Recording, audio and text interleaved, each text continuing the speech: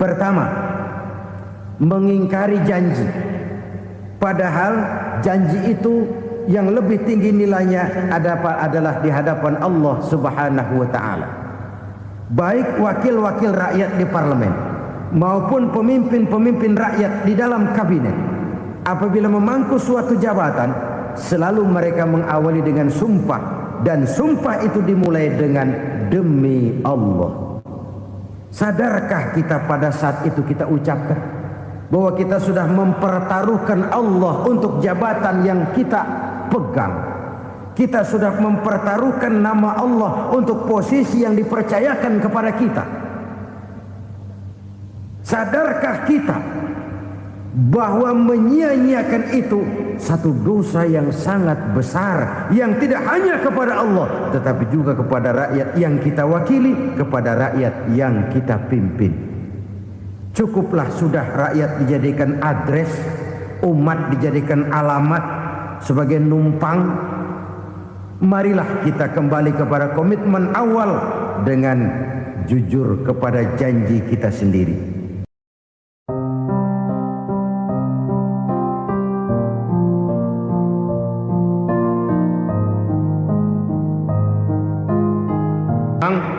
Kalau zaman sedang susah, biasanya kambing hitam laris, tukang kompor gentayangan.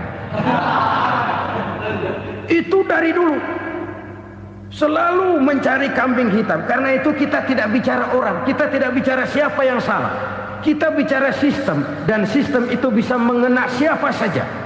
Kalau orang sudah mulai mengingkari janji, bergeser dari komitmen awal, itu sudah mulai mengalami proses peluncuran, proses degradasi. Ini penyebab yang pertama. Kita tidak lagi konsekuen bahwa bumi, air, sumber daya alam adalah milik negara, dikuasai oleh negara, digunakan bagi sebesar-besar kemakmuran rakyat. Ternyata rakyat yang makmur itu tidak merupakan gambaran yang menyeluruh dari rakyat kita. Undang-undang dasar kita menganut ekonomi kekeluargaan, tapi yang kita praktekkan adalah ekonomi keluarga. Kalau bukan keluarga nggak dapat proyek. Ibu-ibu, saudara-saudara kaum muslimin rahimakumullah, kita menyaksikan peristiwa-peristiwa yang memilukan dan memalukan. PHK terjadi di mana-mana, pengangguran meningkat, harga-harga membumbung tinggi, daya beli rakyat semakin lemah. Sementara di bidang politik, kejadian-kejadian memberikan indikasi bahwa persatuan dan kesatuan kita sebagai bangsa dewasa ini tengah berada dalam ujian yang berat. Pada jumpa kita kali ini, tanpa bermaksud untuk mencari kambing hitam dari bencana yang kita hadapi, saya ingin menyampaikan sebuah hadis yang diriwayatkan oleh Imam At-Tabarani dari Ibnu Abbas bahwa Rasulullah sallallahu alaihi wasallam bersabda, khamsun bi khamsin, ada 5 perkara yang dapat menimbulkan 5 macam bencana. Mari kita renungi hadis ini satu demi satu sebagai bahan introspeksi buat kita semua dalam menghadapi bencana yang tengah berlaku sekarang ini. Yang pertama, ma naqasa qaumul ahda illa sullita alaihim aduwwuhum. Apabila suatu kaum sudah mengingkari janjinya, maka mereka pun akan dikuasai oleh musuh-musuh mereka. Sederhana saja nampak kalimat dalam hadis ini. Apabila orang sudah mengingkari janji, mereka akan dikuasai oleh musuh-musuh mereka sendiri. Dan musuh kita yang paling utama saat ini adalah kemiskinan dan kebodohan. Kenapa itu terjadi? Karena kita mengingkari janji kita sendiri. Di saat awal-awal berdirinya Orde Baru, kita pernah berjanji untuk melaksanakan Pancasila dan Undang-Undang Dasar 45 secara murni dan konsekuen. Kita berjanji bahwa kita akan menegakkan pemerintah yang bersih dan berwibawa. Itu semua pada permulaannya. Waktu demi waktu berjalan, kita lupa dengan janji yang kita ucapkan itu. Ketuhanan yang Maha Esa kita ucapkan, tapi kesetanan yang luar biasa yang kita lakukan.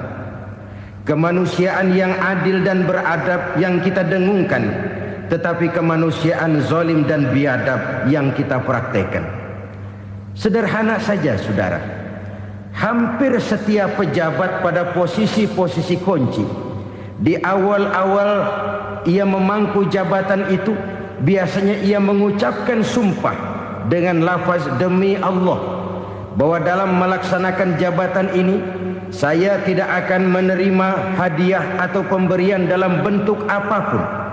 Itu pada permulaannya. Lama-lama rupanya hadiah itu asik juga, mulai diterima. Lama-lama dirasa kurang, mulai menagih. Dan akhirnya terjadilah praktek yang disebut suap menyuap, semir menyemir, dan lain sebagainya. Kalau ini sudah menjadi kenyataan, bagaimana kita mau menegakkan pemerintah yang bersih dan berwibawa? Undang-Undang Dasar 45 menyatakan bahwa bumi, air, dan seluruh kekayaan negara dikelola oleh negara bagi sebesar-besar kemakmuran rakyat. Yang terjadi adalah bahwa kita merasa mewakili rakyat untuk menikmati harta dan kekayaan negara, sehingga rakyat banyak tidak bisa ikut menikmatinya. Menumpuklah harta itu sehingga terjadilah pepatah, gunung ditimbun, sumur digali. Yang kaya semakin kaya, yang miskin semakin terpuruk. Kita ingkar dengan janji yang kita ucapkan di awal-awal kita bergerak. Kita ingkar dengan janji pada saat kita mengatakannya dengan menyebut nama Allah, dengan mempertaruhkan nama Tuhan. Sehingga pada akhirnya jabatan pun mengalami tender. Sudah menjadi rahasia umum. Orang mau jadi lurah mesti mengeluarkan uang. Mau jadi camat mesti mengeluarkan uang. Mau jadi wali kota, bupati, bahkan gubernur, itu ada pasarannya. Secara logika, kalau orang memperoleh satu jabatan karena banyak mengeluarkan uang, tentu pada saat ia mengeluarkan uang, ia sudah punya pemikiran, modal pasti pulang, modal pasti kembali. Kalau orang memperoleh suatu jabatan karena banyak mengeluarkan uang, maka langkah pertama yang dia lakukan setelah memangku jabatan itu ialah bagaimana uang bisa kembali, bagaimana modal bisa pulang.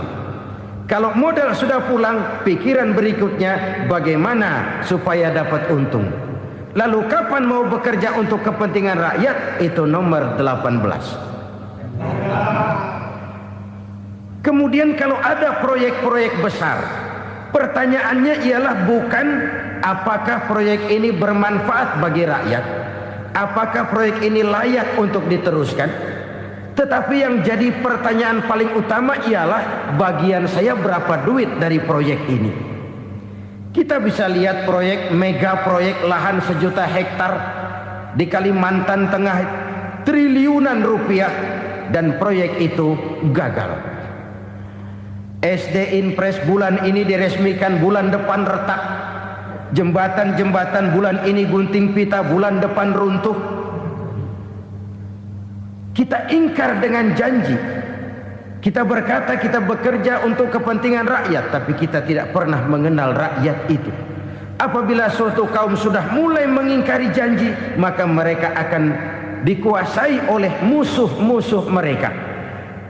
Akibatnya tersusunlah barisan-barisan sakit hati yang makin lama makin menjadi bola salju, menggelinding membesar, dan kemudian terjadilah hal-hal yang tidak kita inginkan lagi. Apabila suatu kaum sudah mengingkari janji, maka mereka akan dikuasai oleh musuh-musuh mereka. Ini penyebab bencana yang pertama. Kita tidak konsekuen. Tadinya kita dengan lantang teriak-teriak berantas korupsi, ganyang korupsi. Pada waktu kita belum mendapat kesempatan. Setelah kita naik punya kesempatan, rupanya korupsi enak juga dirasa. Terjadi pergeseran nilai, orang luntur, kehilangan idealisme awal.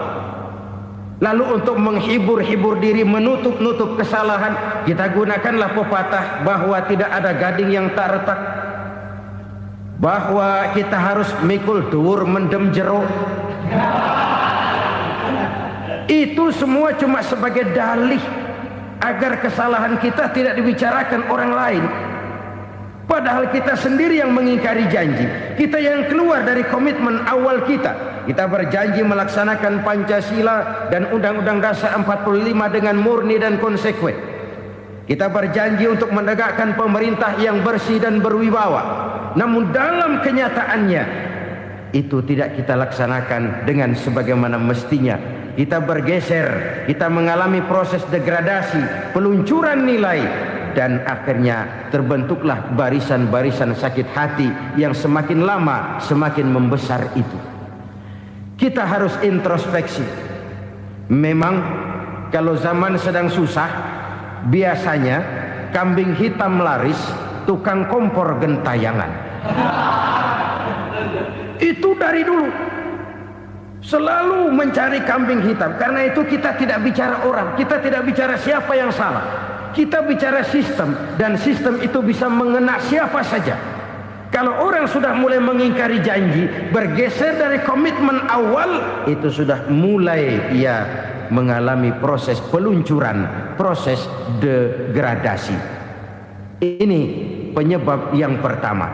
Kita tidak lagi konsekuen bahwa bumi, air, sumber daya alam adalah milik negara, dikuasai oleh negara, digunakan bagi sebesar-besar kemakmuran rakyat.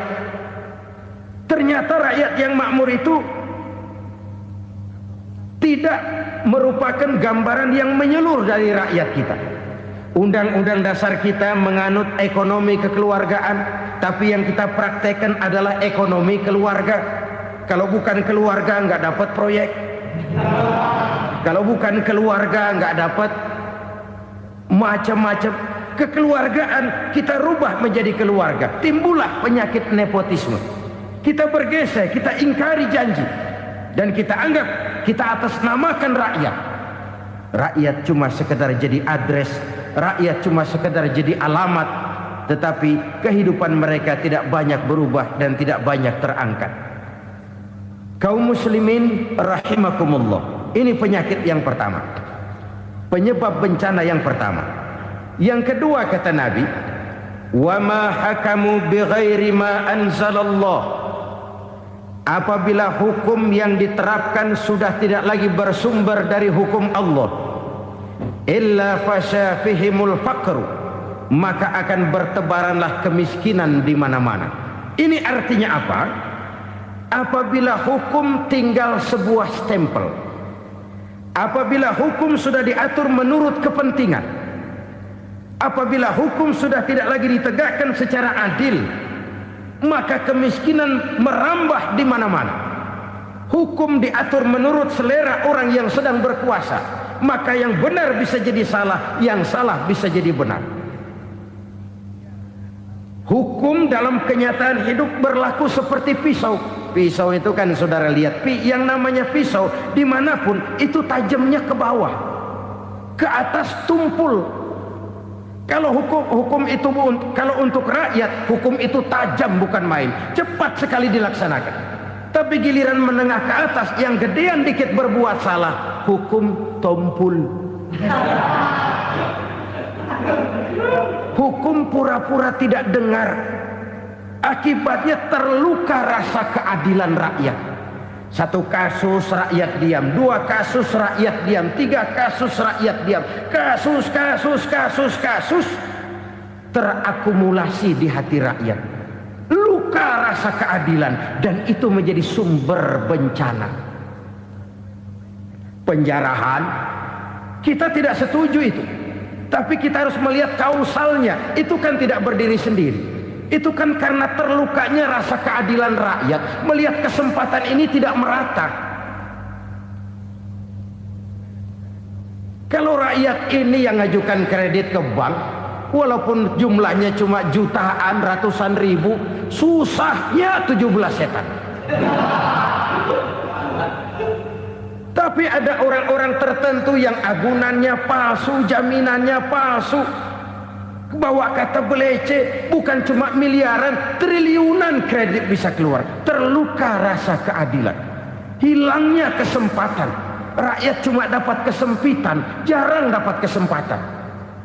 Dari lukanya rasa keadilan ini, memang ya entah lipstik, entah basa-basi, dibentuklah tim ini, dibentuklah badan pengawas ini, dibentuklah tim ini. Kalau membentur tahu, hancur tahu. Tapi kalau tim yang dibentuk membentur karang, bukan karangnya yang hancur biasanya, timnya yang bubar. Kenapa? Yang dibentur batu karang yang sangat keras. Kita main-main dengan hukum, kita tidak konsekuen dengan hukum. Luka rasa keadilan, dan itu terakumulasi. Edi Tamsil, rakyat tahu, terakumulasi, menguap begitu saja. Kasus-kasus lain rakyat tahu, menguap begitu saja. Ketidakadilan, ketidakadilan, ketidakadilan terakumulasi, mengendap di hati rakyat, menunggu ledakan. Pada saat sumbu meledak, rakyat tidak bisa dibendung lagi. Oke, kita tidak setuju dengan penjarahan, tapi jangan melihat itu sebagai peristiwa yang berdiri sendiri. Kenapa itu terjadi? Kausalnya kenapa? Oke, kita tidak setuju memang, tapi yang dijarah oleh rakyat kan memang cuma untuk perut. Yang dijarahkan beras, yang dijarahkan televisi, yang dijarahkan kulkas yang masih bisa dihitung, yang memang real untuk kebutuhan rakyat. Penjara-penjara berdasi kepala botak yang menguras uang rakyat habis-habisan, enak saja melenggang dalam kehidupan ini. Makin terluka rasa keadilan rakyat. Apabila hukum yang diterapkan sudah menyimpang dari keadilan yang diajarkan Allah, fasyafihimul fakru, bertebaranlah kemiskinan. Aneh, memalukan, memilukan. Sebuah negara agraris yang katanya pulaunya hijau royo-royo, gemari palau jenawi toto tentem kertora harjo, yang tahun 93 pernah mendapat penghargaan dari FAO, Badan Pangan Sedunia, sebagai negara yang berhasil dalam swasembada pangan. Sekarang ini kita terpaksa betul beli beras dari Vietnam, beli beras ke Kamboja, beli kedelai dari Kamboja. Kenapa? Lahan sawah kita habis ditanami pabrik. Teknologi kita, teknologi loncatan yang non-applied, tidak terpakai oleh kita. Lantas lahan yang tidak bisa kita tanami, kita paksakan lahan-lahan gambut menjadi tanah pertanian yang subur dengan biaya triliunan, dan kita gagal. Kita cari jarum dan kapak hilang. Kita mau jadi negara industri dengan loncatan teknologi yang maju, kita lupakan pola pijak kita sebagai negara agraris, dan akhirnya kita kecolongan. Lihatlah dewasa ini, rakyat kita antri sembako di mana-mana. Di sebuah negara agraris, ketidakadilan melahirkan kemiskinan. Kemiskinan moral dan kemiskinan material. Kemiskinan moral, rakyat nggak percaya lagi sama pejabat. Rakyat mengalami krisis figur. Orang, alah lu ngomong dah sama ember.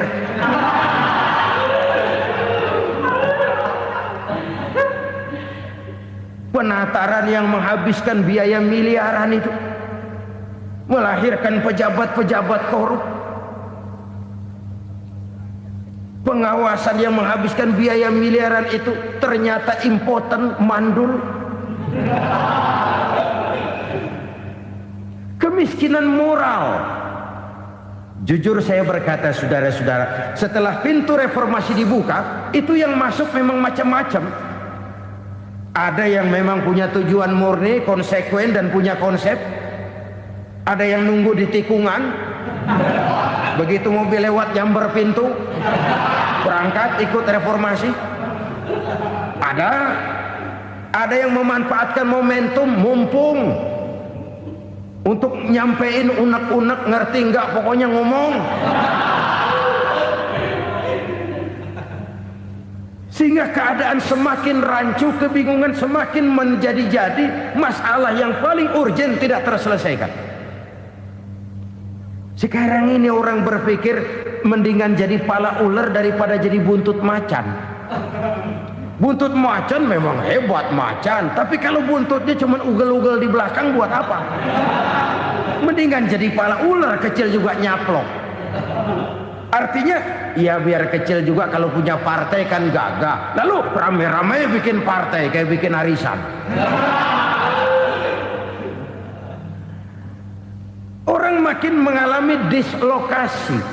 Semua mau jadi pahlawan, semua mau nomor satu, semua ngomong. Iya kalau bidangnya, kalau bukan makin rancu. Marilah lewat kesempatan ini saya mengajak kita untuk tahu diri.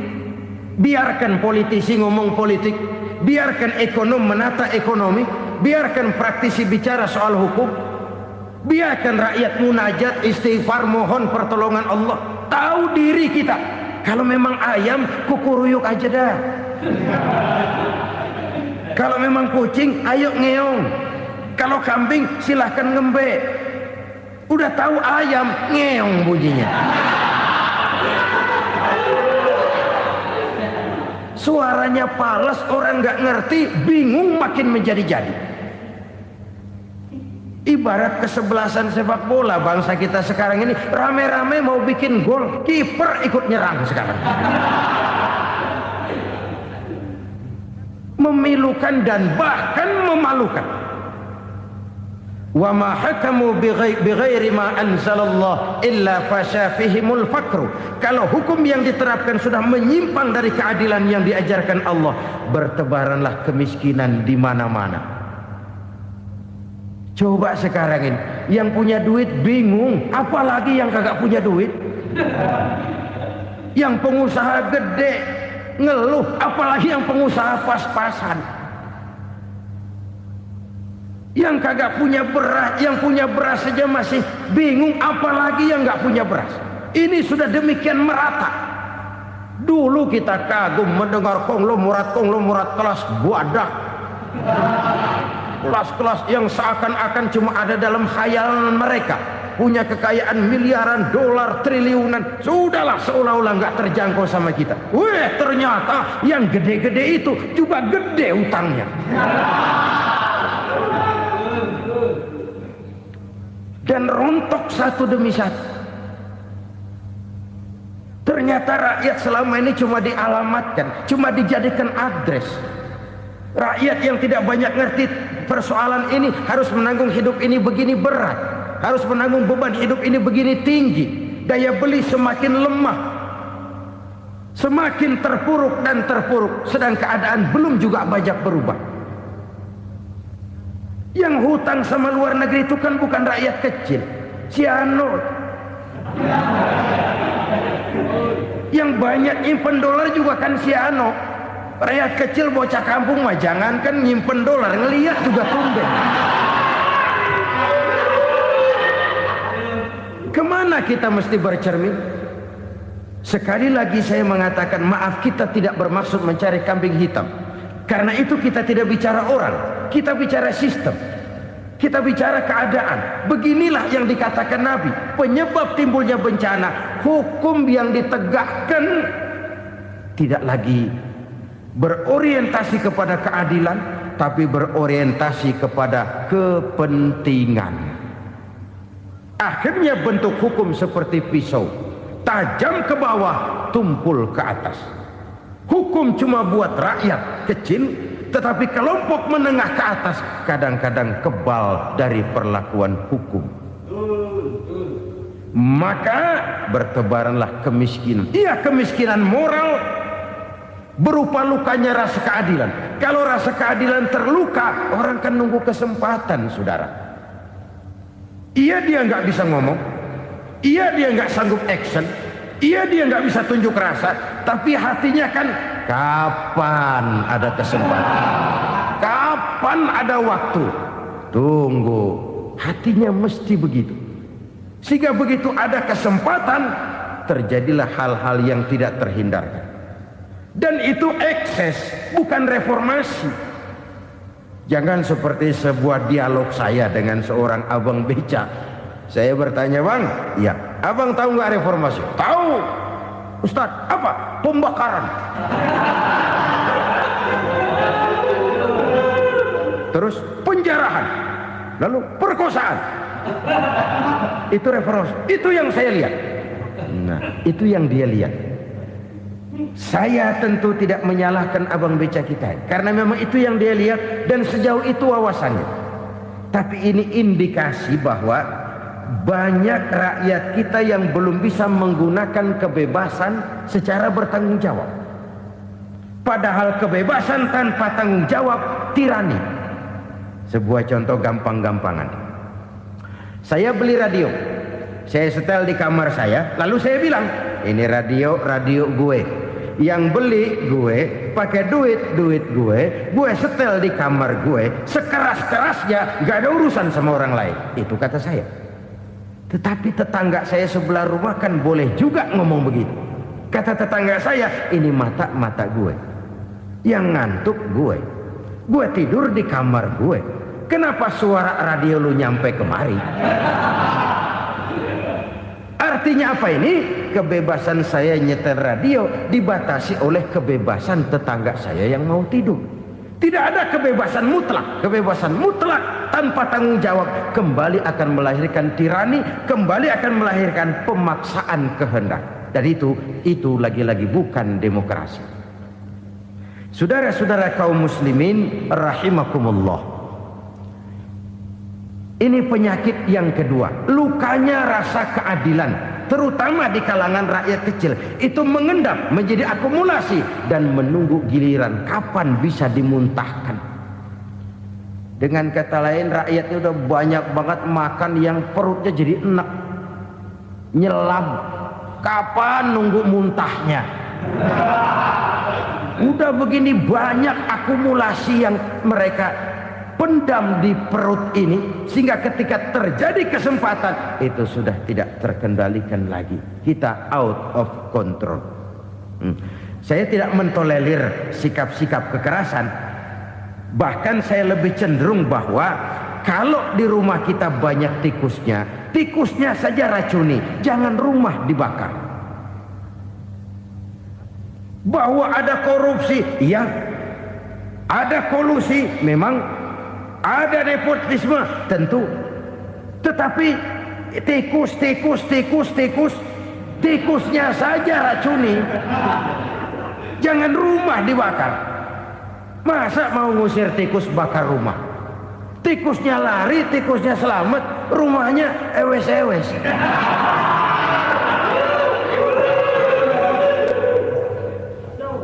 Tikus selamat, rumah nggak punya. Masalah nggak terselesaikan dengan sebagaimana yang kita harapkan. Kita sepakat ini negara hukum, dan di hadapan hukum semua manusia itu sama. Itu prinsip yang diajarkan Allah. Al-musawat bainan nas fi takalifil ahkam. Semua manusia sama dalam berhadapan dengan hukum Allah Subhanahu wa taala. Kalau hukum sudah pandang bulu, itu jelas yang enak yang banyak bulunya. Siapa yang banyak bulunya? Monyet.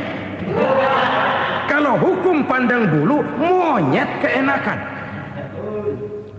Saudara-saudara kaum muslimin rahimakumullah, introspeksi. Mari kita bercermin bagaimana perjalanan hukum selama ini. Kalau introspeksi ini kita temukan, lalu ada upaya untuk memperbaiki diri. Jangan menggunakan tak ada gading yang tak retak, mikul dhuwur mendem jero untuk menutup-nutupi kesalahan orang. Padahal kesalahan itu sedemikian besar. Padahal rakyat kita tiap hari antri sembako. Ada yang sehari sekali makan, ada yang makan sudah bercampur tiwul, ada yang nasi sudah dicampur pisang, balik jadi orok lagi.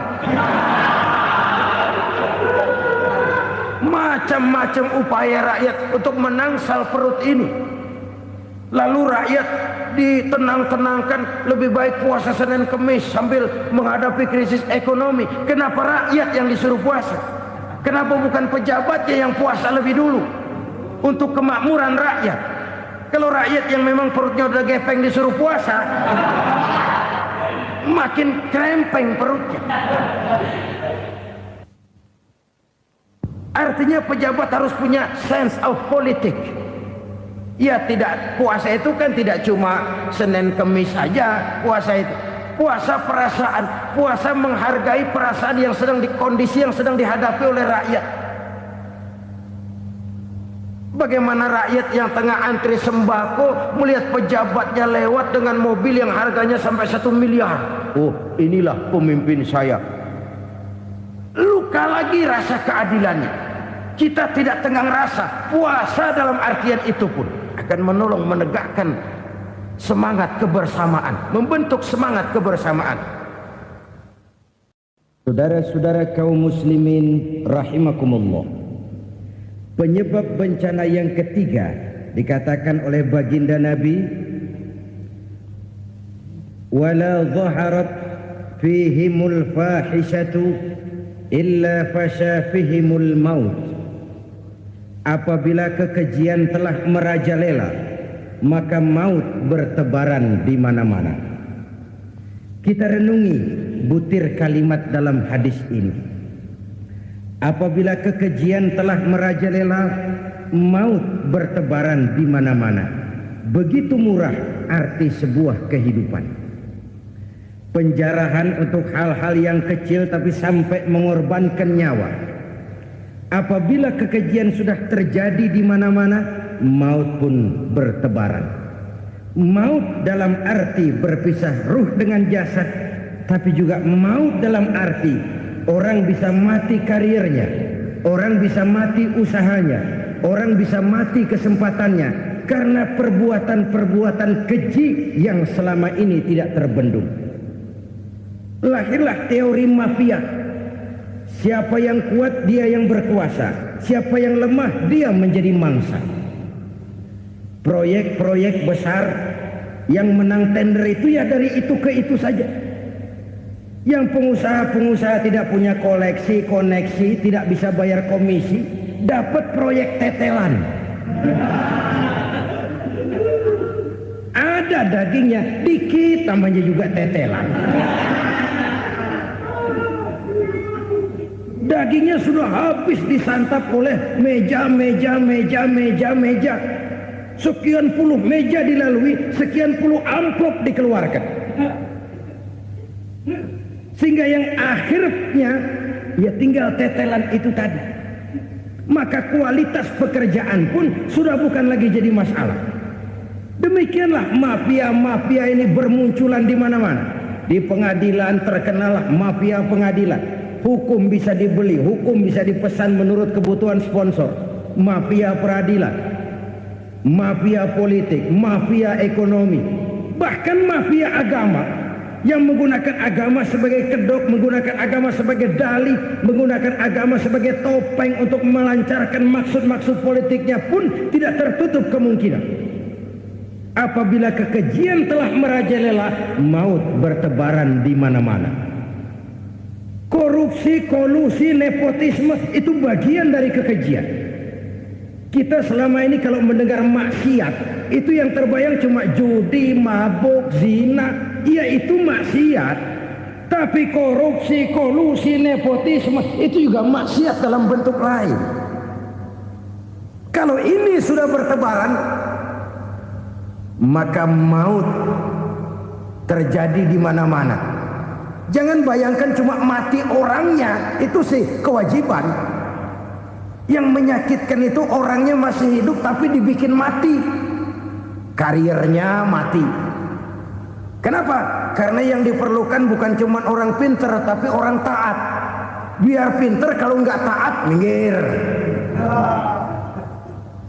Biar bodoh kalau taat bisa nyenangin atasan, bisa nyemur. Kumaha juragan wae ayeuna mah.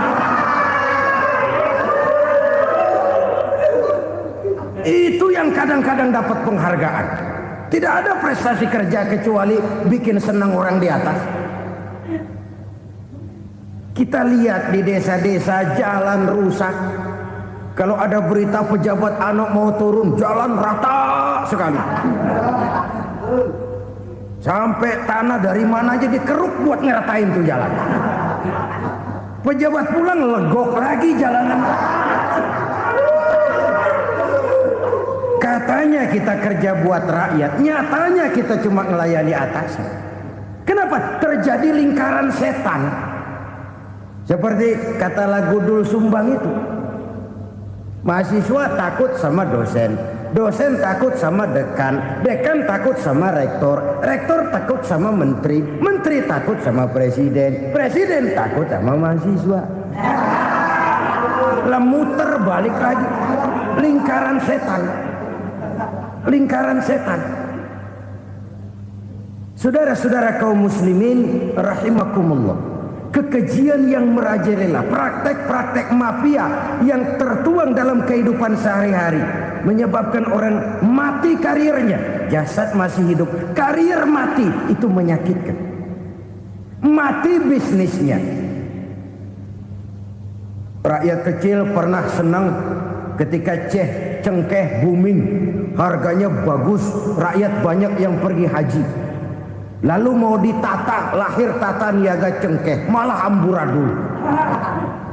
Harga cengkeh jatuh, petani cengkeh kecil menjerit. Siapa yang untung? Segelintir orang. Masihkah kita pakai atas nama rakyat untuk kepentingan nasional? Padahal yang nyanyi cuma segelintir orang. Masihkah kita mau bohongi rakyat ini dengan mobil nasional tapi bikinan Korea? Masihkah kita mau bermain verbalisme, bermain kata? Ini sebuah masa lalu yang tidak perlu terulang lagi untuk masa-masa yang akan datang. Kekejian merajalela, orang mati karir. Bisa mati usaha, mati bisnis. Usahanya maju, dirangkul, hancur. Usahanya maju, dipukul, hancur, tenggelam. Bahkan yang memilukan dan memalukan badan-badan usaha milik negara itu dikebiri sedemikian rupa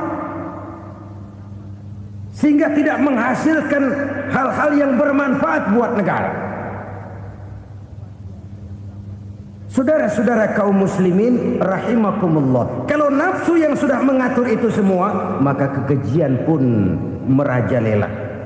Orang sudah pakai teori mafia, yang kuat dia yang menang, yang kuat dia yang berkuasa, yang lemah silakan minggir di sudut-sudut kehidupan. Kalau kekejian seperti ini merajalela, maut bertebaran di mana-mana. Banyak orang mati karirnya, banyak orang mati usahanya, banyak orang mati imajinasinya. Sekarang ini dalam dunia seni yang banyak karyawan seni, bukan seniman. Seniman itu kan dilahirkan. Lain seniman, lain karyawan seni. Sekarang yang banyak karyawan seni, bukan seniman. Mati karir, mati imajinasi, mati improvisasi. Sehingga kehidupan persis sinetron. Sinetron itu yang kita lihat rumah mewah, yang kita lihat rumah bagus. Gak pernah kita lihat di sinetron kita ini rakyat antri sembako. Kita dijejali hal-hal yang indah, yang wah, yang membuat kita tenggelam dalam gaya hidup instan, tenggelam dalam gaya hidup wah. Kita lupa dengan realitas keseharian di tengah-tengah masyarakat kita. Lahirlah kelompok-kelompok selebritis, dibesarkan oleh berbagai media. Selebritis pilek aja masuk koran, pilek.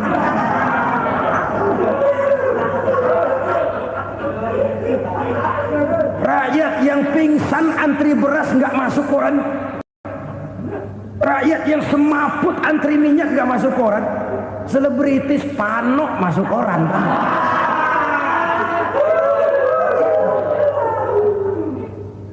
Kita besarkan hal-hal kecil, kita kecilkan hal-hal besar.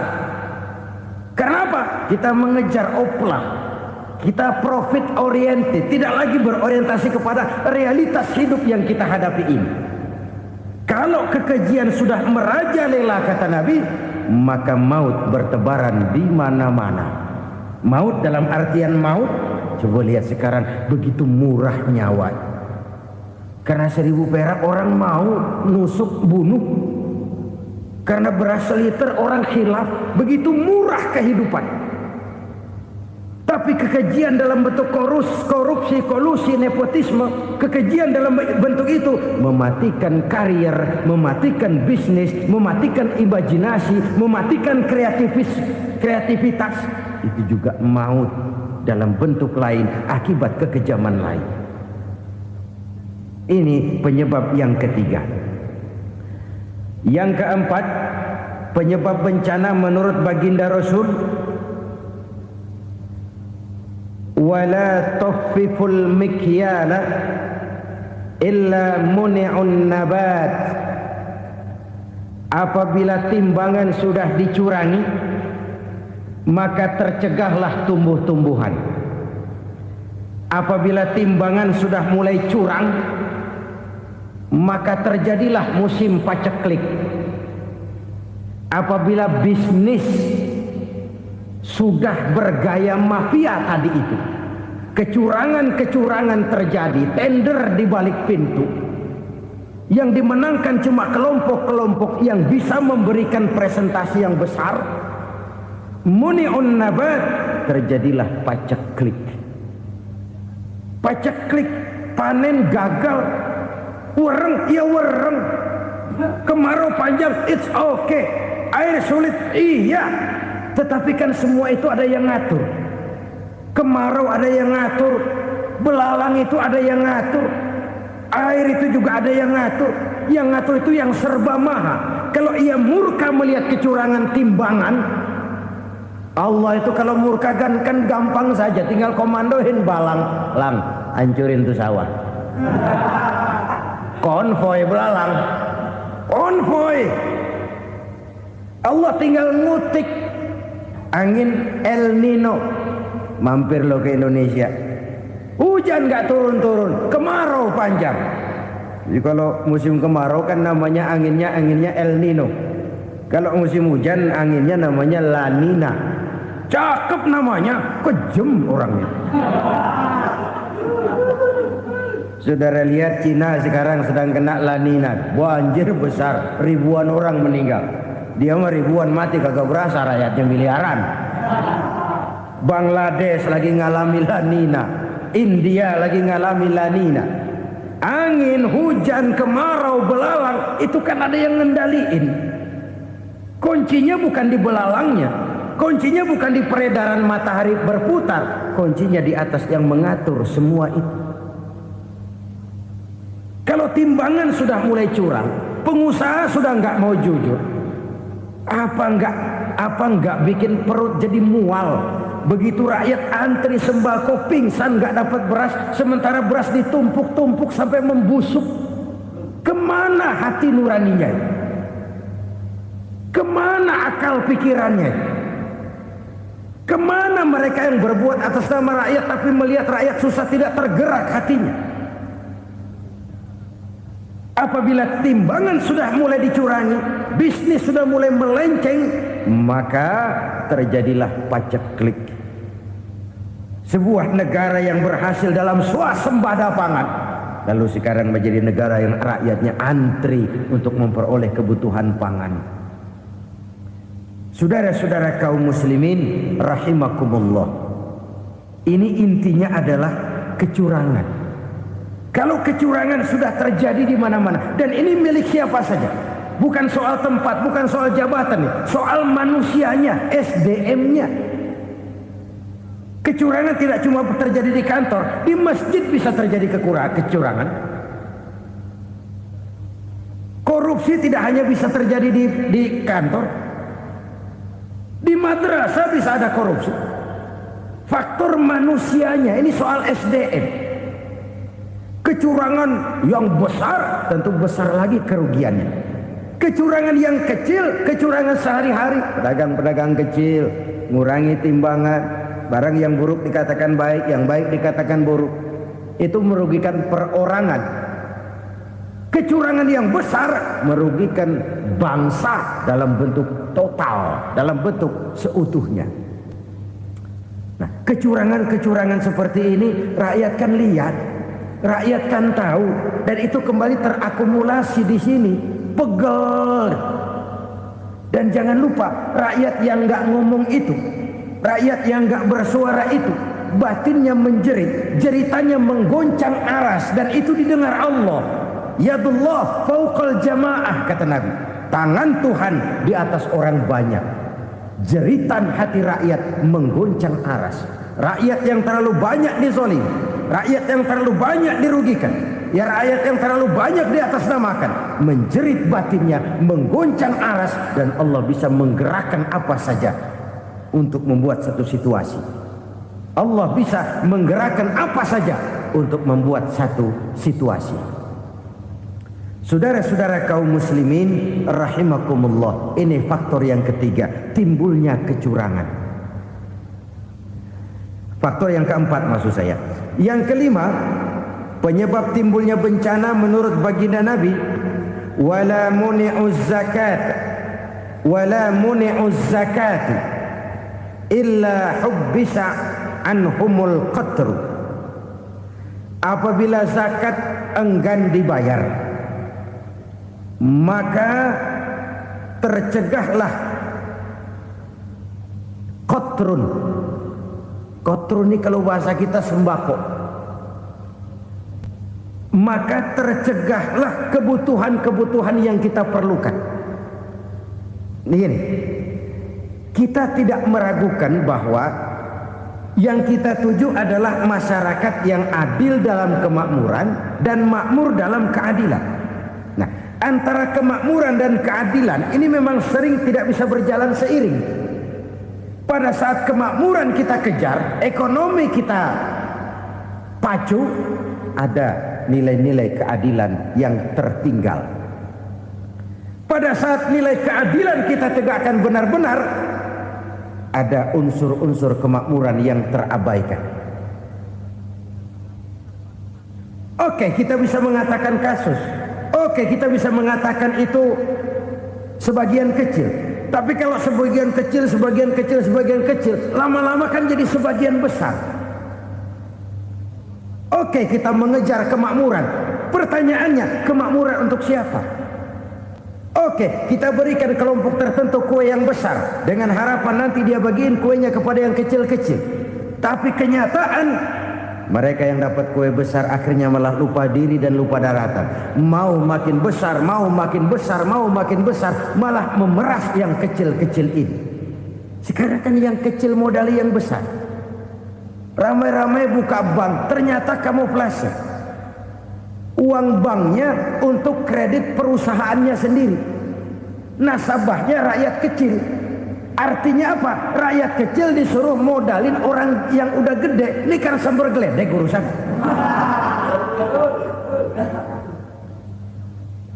Ini kan permainan apa lagi? Rakyat kecil suruh modali yang gede. Nasabahnya rakyat kecil, kumpulkan uangnya di bank, kucurkan kredit kepada perusahaannya sendiri. Bukankah itu rakyat kecil suruh modali yang gede? Sudah begitu kejamkah kita untuk meraih keuntungan dengan mengorbankan orang kecil ini? Sudah tidak bicara lagi kah nurani kita melihat penderitaan orang yang semakin susah ini? Kalau zakat enggan dibayar, padahal zakat 2,5% saja, 2,5% saja. Kalau itu pun enggan, kalau zakat saja enggan, bagaimana pula yang namanya sedekah, bagaimana pula yang namanya infak, bagaimana pula yang namanya santunan, bantuan. Kadang-kadang lipstick nyumbang si nyumbang, cuman nyolongnya lebih gede. Ini namanya sumbangan lipstick. Buat lipstick itu kan buat ngumpetin bibir pucat. Itu fungsi utama lipstick. Buat ngumpetin korupsinya, nyumbang. kegiatan-kegiatan sosial, tapi yang dia korup lebih gede dari yang dia sumbangin. Lipstik, kamuflase, nepu kata anak sekarang.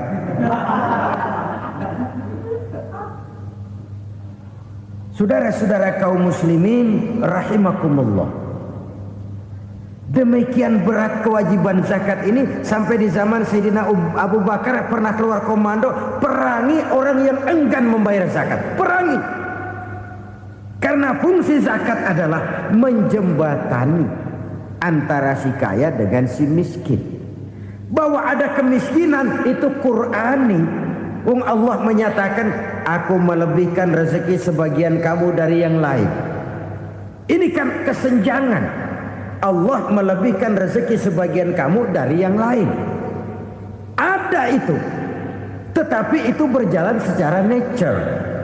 Nah, kalau direkayasa, yang kaya semakin kaya, yang miskin semakin terpuruk, yang sudah besar dapat proyek besar, yang kecil dapat tetelan. Ini kan rekayasa namanya. Kesenjangan yang direkayasa ini yang kita harus kikis. Nah, fungsi zakat menjembatani dari sisi sosial. Dari sisi pribadi, Nabi berpesan, zakku amwalakum biz zakat. Bersihkan hartamu dengan zakat. Sekarang ada istilah nyuci uang. Uang hasil korupsi itu bisa dicuci, dijadikan uang bersih. Bukan pakai rinso, bukan. Pakai politiknya koruptor, diolah sedemikian rupa sehingga jadi uang resmi. Sudah memutik, itu termasuk yang disebut kejahatan kerah putih, white collar crime. Kejahatan kerah putih, kejahatan pakai dasi, kejahatan kelas kakap. Makanya orang mendingan goblok kagak bener daripada pinter kagak bener. Goblok kagak bener itu gampang ngurusinnya. Pinter kagak bener, ini yang berabe bener ngurusinnya.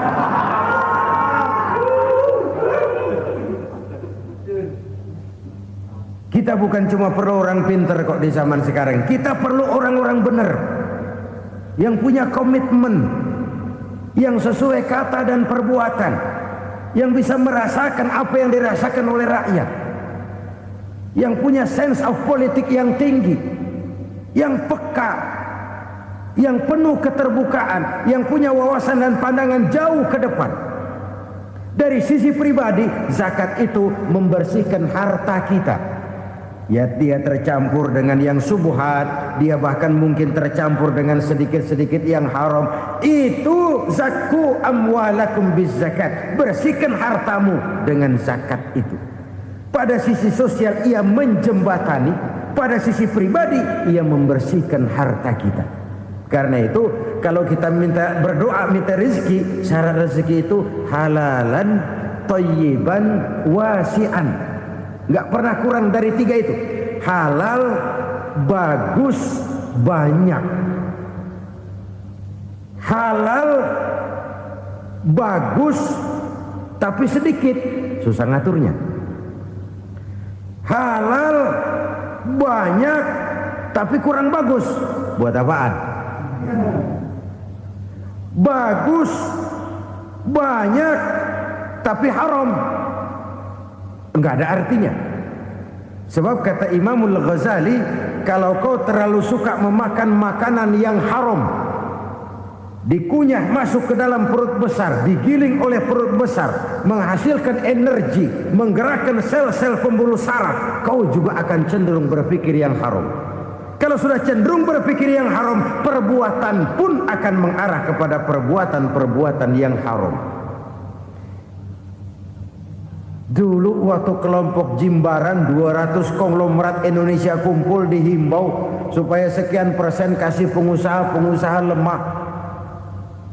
Itu kan cuma sekedar belas kasihan, tidak banyak menolong keadaan. Dan bukan itu yang diperlukan pengusaha-pengusaha kecil. Yang diperlukan adalah berikan kami kesempatan seperti mereka dapat kesempatan. Berikan kami peluang seperti mereka juga dikasih peluang. Kalau cuma dikasih 100 juta, 200 juta hari ini, usaha kami nggak ada prospeknya, peluang kagak ada, kan sama juga bohong. Diceburin ke kali, disuruh berenang, tangan diikat, mendingan mampusin ketahuan. Ayo berenang, berlomba, tangan diikat, kaki diikat, sama saja nyuruh mati. Jadi jangan kasih ikannya, kasih kailnya. Yang diperlukan pengusaha kecil menengah ke bawah itu bukan cuma sekedar belas kasih dari konglomerat besar. Berikan kami peluang seperti mereka juga dapat peluang. Berikan kami kesempatan seperti mereka dapat kesempatan. Berikan kami kredit dengan kemudahan seperti mereka juga kalau minta kredit begitu mudahnya. Menciptakan peluang dan kesempatan, pemerataan. Bukan menciptakan manusia Indonesia dengan standar ekonomi yang sama. Semua rumahnya harus sama, semua punya mobil. Itu sih kebersamaan bebek. Bebek, coba lihat bebek. Satu ngalor semua. Satu ngidul semua. Kebersamaan bukan itu. Kebersamaan adalah menciptakan peluang. Kalau yang kaya bisa semakin kaya, kenapa yang miskin tidak bisa ikut naik jadi sedikit kaya? Kalau pengusaha yang sudah kuat bisa bertambah menjadi kuat dengan proyek mega proyek, kenapa yang menengah tidak bisa ikut menjadi kuat? Dan kenapa kekejian itu merajalela? Kita dengar lewat berita-berita PLN tekor, PLN hutang. Kenapa? Dia beli listrik dari swasta yang belinya lebih mahal daripada penjualannya. Artinya dia beli itu listrik dari perusahaan listrik swasta, dia jual kepada rakyat lagi. Harga jualnya lebih murah daripada dia beli kepada swasta. Kenapa? Ada tekanan lagi tuh. Biasa siklus lagi. Hukum Boyle. Atas neken, paling bawah gepeng. Ya kita nih rakyat kecil, emang nasibnya gepeng terus. Saudara-saudara kaum muslimin rahimakumullah, dari 5 penyebab bencana ini kita ambil kesimpulan untuk sebuah renungan dan introspeksi kita bersama. Pertama, mengingkari janji, padahal janji itu yang lebih tinggi nilainya adalah di hadapan Allah Subhanahu wa taala. Baik wakil-wakil rakyat di parlemen maupun pemimpin-pemimpin rakyat di dalam kabinet, apabila memangku suatu jabatan, selalu mereka mengawali dengan sumpah, dan sumpah itu dimulai dengan demi Allah. Sadarkah kita pada saat itu kita ucapkan bahwa kita sudah mempertaruhkan Allah untuk jabatan yang kita pegang? Kita sudah mempertaruhkan nama Allah untuk posisi yang dipercayakan kepada kita. Sadarkah kita bahwa menyia-nyiakan itu satu dosa yang sangat besar, yang tidak hanya kepada Allah tetapi juga kepada rakyat yang kita wakili, kepada rakyat yang kita pimpin. Cukuplah sudah rakyat dijadikan adres, umat dijadikan alamat sebagai numpang. Marilah kita kembali kepada komitmen awal dengan jujur kepada janji kita sendiri. Lalu yang kedua, kekejian, baik berupa korupsi, kolusi, nepotisme, dan perbuatan-perbuatan lain akan melahirkan kemiskinan. Kekurangan pangan bukan satu-satunya yang menyebabkan rakyat menderita. Lukanya rasa keadilan terakumulasi di hati rakyat, dan jeritan hati rakyat mengguncang aras.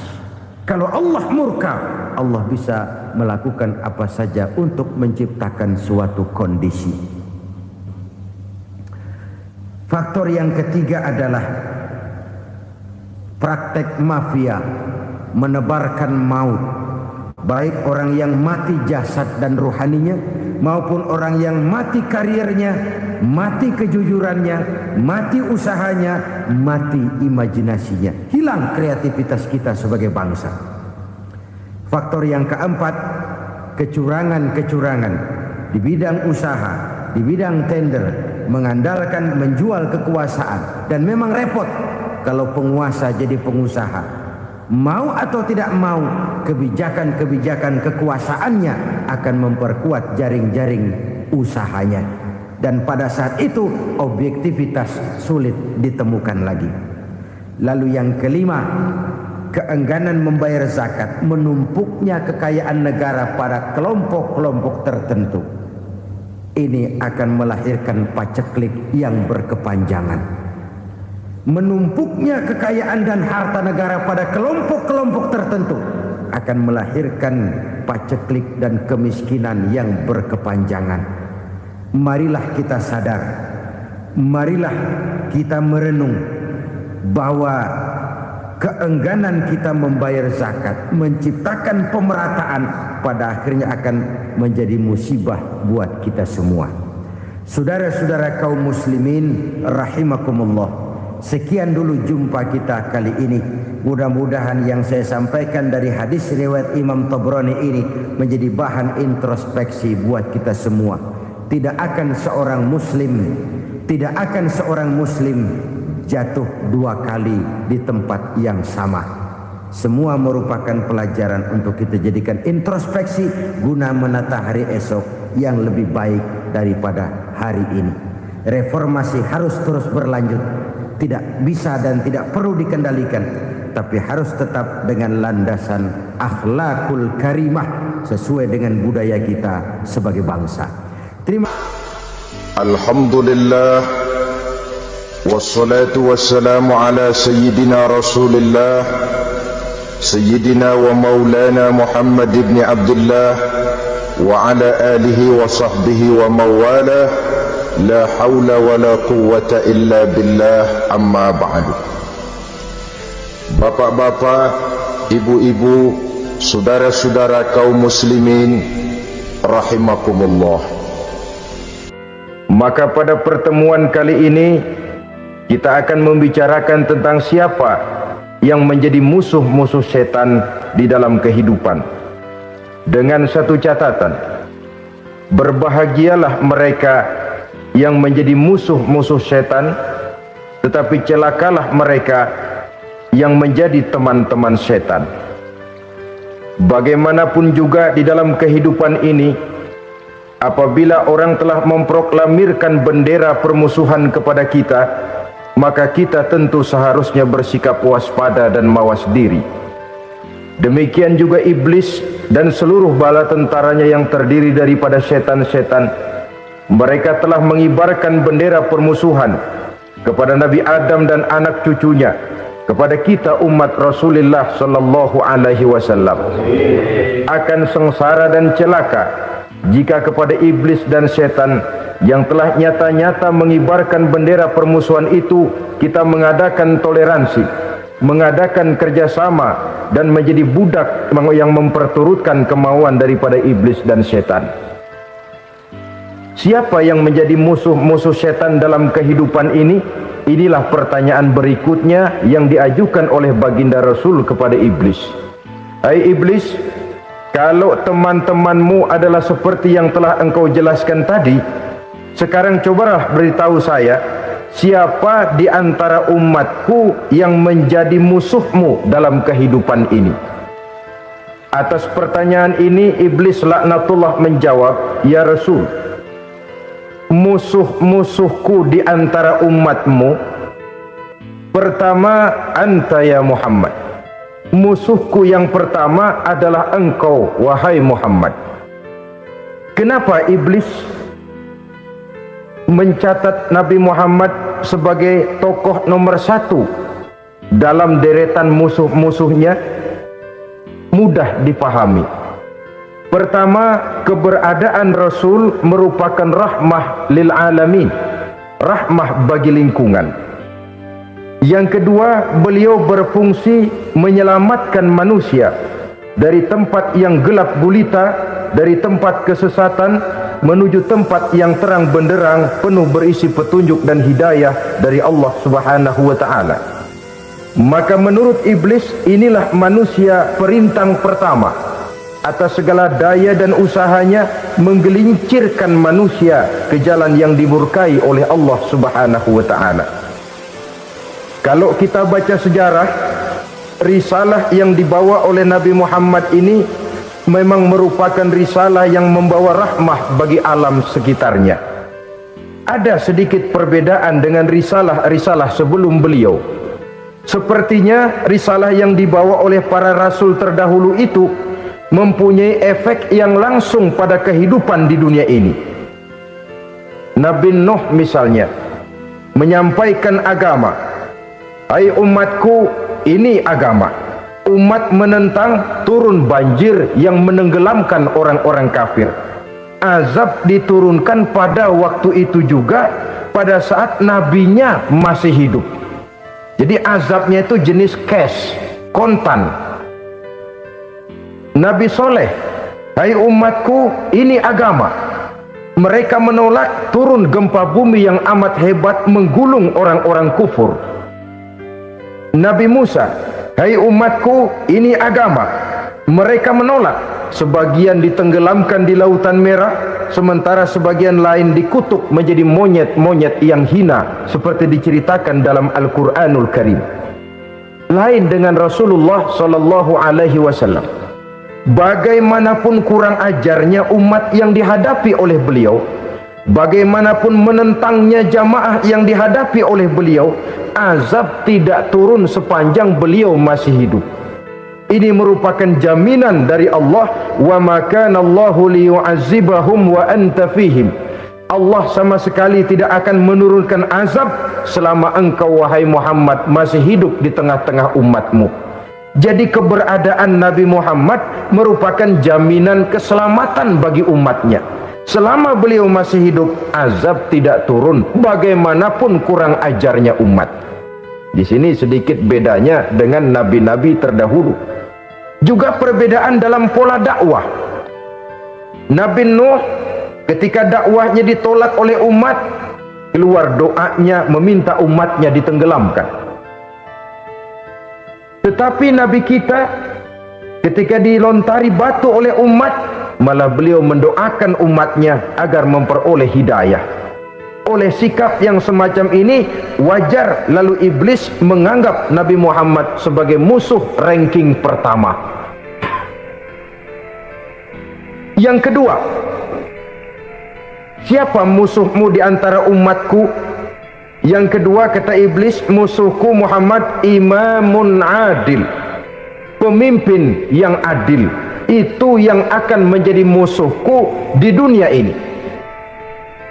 Putus asa iblis menghadapi pemimpin yang adil. Tipu dayanya tidak terkena, segala tingkah polanya tidak diperturutkan. Imam yang adil, pemimpin yang adil merupakan musuh daripada iblis laknatullah alaih. Apa sebabnya? Karena pemimpin yang adil mempunyai dampak dalam kehidupan di dunia ini. Melindungi orang banyak, menenteramkan orang banyak. Makin aman, tentram, tenang situasi dan kondisi, makin mudah orang melaksanakan ibadah. Makin tekun orang melaksanakan ibadah, makin dekat dia dengan Allah. Makin dekat manusia dengan Allah, makin jauh dia dari iblis. Sebab dua hal ini selalu kontradiktif.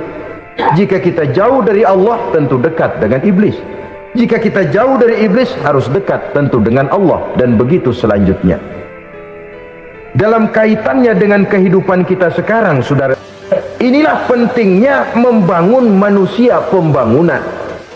Semua tugas-tugas besar, semua pekerjaan-pekerjaan yang baik harus berangkat dari niat yang baik, berangkat dari hati yang bersih. Siapapun adanya kita, apapun profesi kita.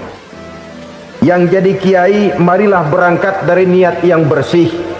Yang jadi mubaligh, marilah berangkat dari niat yang bersih.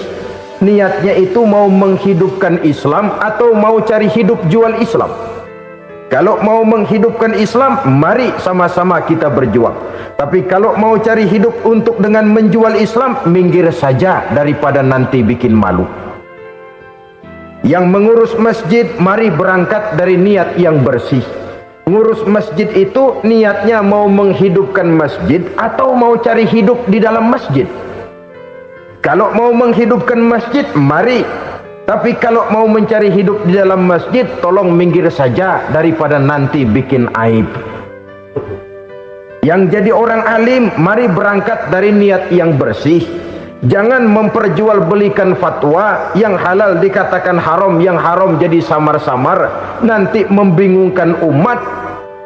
Berangkat dari niat yang bersih, membangun manusia, pembangunan. Ini barangkali istilah yang lebih kena.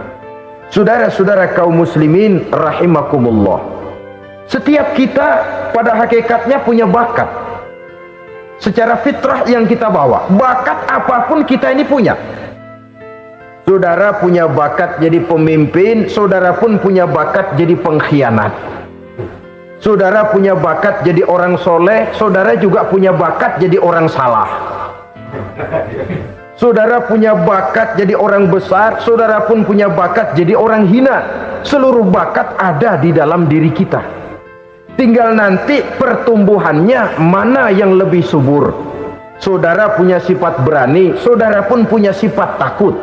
Seberani-beraninya orang mesti ada sifat takutnya. Nanti mana yang tumbuh lebih subur? Kalau takutnya tumbuh lebih subur, dia akan jadi orang penakut. Kalau beraninya yang tumbuh lebih subur, dipupuk oleh lingkungan, pendidikan dan sebagainya, dia akan tumbuh jadi orang pemberani. Oleh karena itu, agama merupakan lingkungan yang subur untuk menumbuhkan benih-benih yang baik yang kita bawa bersamaan dengan lahirnya kita ke alam dunia ini. Setiap kita, saya, saudara, punya bakat jadi pemimpin, punya bakat jadi pengkhianat, punya bakat jadi pengabdi, punya bakat jadi koruptor, punya bakat jadi pemelihara, punya bakat jadi perusak. Tinggal nanti lingkungan pendidikan yang menumbuhkan mana yang tumbuh lebih subur. Kalau lingkungan saudara lingkungan maling, maka sifat pengkhianat akan tumbuh lebih subur. Kalau nanti saudara jadi pemimpin, insya Allah korupsi. Lingkungan yang menumbuhkan sifat mengabdi, sifat berbuat tanpa pamrih, dikalahkan oleh sifat pengkhianat dan korupsi itu yang dibentuk oleh lingkungan, pendidikan, pengalaman dan sebagainya. Oleh karena itu, secara dini agama menanamkan, menyuburkan fitrah-fitrah yang baik yang kita bawa bersamaan dengan hadirnya kita dalam kehidupan ini. Sebab itu seorang penyair bernama Syauqi mengatakan dalam sebaik syairnya, waladatka ummuka ya ibna adam bakian wan nasu haulaka yadhakuna surura. Hai manusia, pada saat kamu dilahirkan kamu menangis dan orang lain di sekelilingmu ketawa. Kakek senyum dapat cucu baru, paman gembira dapat keponakan baru, sementara kita yang lahir menangis. Betul apa benar? Apa ada saudara yang begitu dilahirkan terus nyengir? Saya kira kabur dukunnya itu. Setiap kamu hai manusia lahir dalam keadaan menangis, orang sekelilingmu tertawa. Karena itu katakan kepada mereka yang senyum di sekelilingmu, hai manusia, pada saat saya dilahirkan saya menangis dan kamu semua tertawa. Baik manusia, tapi nanti pada satu saat harus terjadi kebalikannya. Kalau dikala saya lahir saya menangis dan kau semua senyum, nantilah manusia. Kalau satu saat saya meninggalkan alam dunia ini, saya akan berangkat dengan senyum dan kalian semua akan berurai air mata. Kalau perlu dari Sabang sampai Merauke kibar bendera setengah tiang. Kalau perlu. Jangan terbalik, kita mati melotot orang malah gembira. Karena hidup selalu membawa sifat-sifat yang merusak. Inilah orang kedua yang menjadi musuhnya iblis dan beruntung menjadi musuh iblis. Siapa? Imamun adil, pemimpin yang adil. Saudara-saudara kaum muslimin rahimakumullah. Yang ketiga musuh iblis, ghaniyun mutawadhi, orang kaya yang rendah hati, orang kaya yang tidak sombong. Kaya apa saja, baik kaya oleh karena ilmu. Orang yang kaya karena ilmu disebut orang alim. Baik kaya karena materi, orang kaya karena materi dinamakan hartawan. Baik kaya karena kedudukan, orang yang kaya karena kedudukan dinamakan pejabat. Sombongan pertama yang terjadi dalam sejarah. Ketika ditanya, kenapa kau tidak mau sujud iblis? Saya kan dibikin dari api, Adam dari tanah. I am the best. Saya lebih hebat daripada iblis, daripada Adam. Adam baru kemarin dibikin, saya sudah lama. Kata Allah, kamu sombong iblis, ini surga bukan tempat orang sombong. Keluar! Terusir dia dari surga. Jadi kesombongan pertama adalah kesombongan yang dilakukan oleh iblis, dan dia tanamkan itu kepada kita supaya jadi orang sombong. Karena itu sombong ilmu, Allah nggak senang, tapi iblis senang. Mentang-mentang ada ilmunya, nih satu-satunya ustadz di sini ya, semua mesti ngaji sama gue. Kalau nggak ngaji sama gue, Islamnya kurang tapi bener. Sombong karena ilmu, sombong karena pangkat. Mentang-mentang pakai bintang di pundak, jalan pundak duluan. Yang wajar saja hidup ini. Sombong harta pun begitu.